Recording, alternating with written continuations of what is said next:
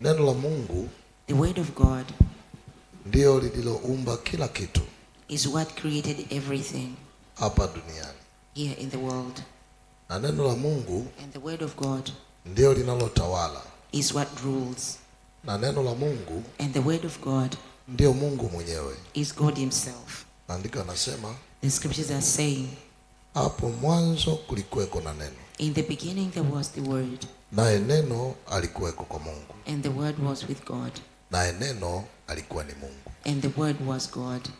Ndani yake ndimo kulikuwa na ule uzima, In him there was life, na ule uzima and that life ulikuwa nuru ya watu, was the light of men. wala nuru, And our light, nayo nuru and the light inang'aa gizani, shines in the darkness, wala giza and even darkness halikuiweza.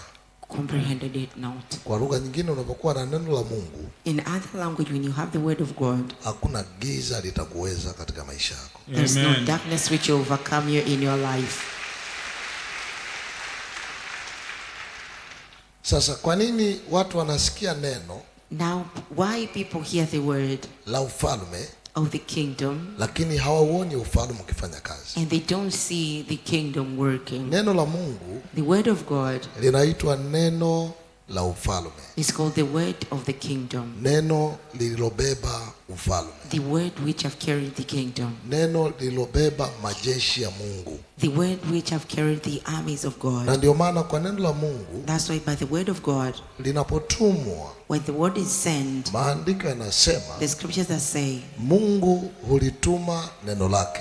God sends his word. Mungu hulituma neno lake God sent his word likatuokoa, ni kutuponya magonjwa yetu to heal us from our na diseases kutuokoa na maangamizo. and save us from perishing. Kwa lugha nyingine, neno la Mungu In other language, the word of God, lina majeshi yanayopita majeshi yote. it has the forces that surpasses all other forces.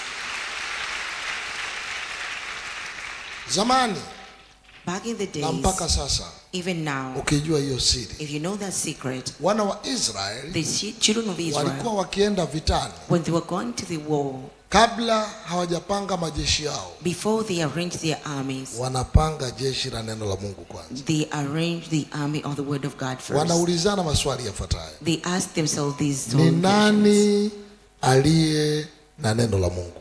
Who has the word of God? Sio tuna majeshi mangapi? Note how many armies we Nani have. aliye na neno la Mungu? Who has the word of God? Mpaka atokee nabii Until the prophet au comes, mtu wa Mungu or the man of God, au Daudi amuulize Bwana. or David asked the Lord, Wakishapata neno tu after they get the word kwamba nenda, that go, ushindi nimewapa, I've given you victory. hawajali wako wangapi, They don't care how many they are. wanaenda na neno la Mungu. They go with the word of God.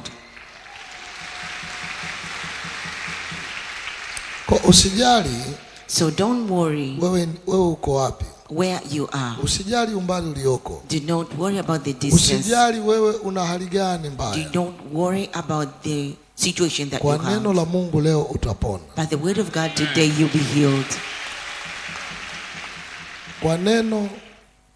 Kwa neno la Mungu leo utafunguliwa. By the word of God today you'll be delivered. Kwa neno la Mungu By the word of God maisha yako yatawekwa huru. your life will be set free.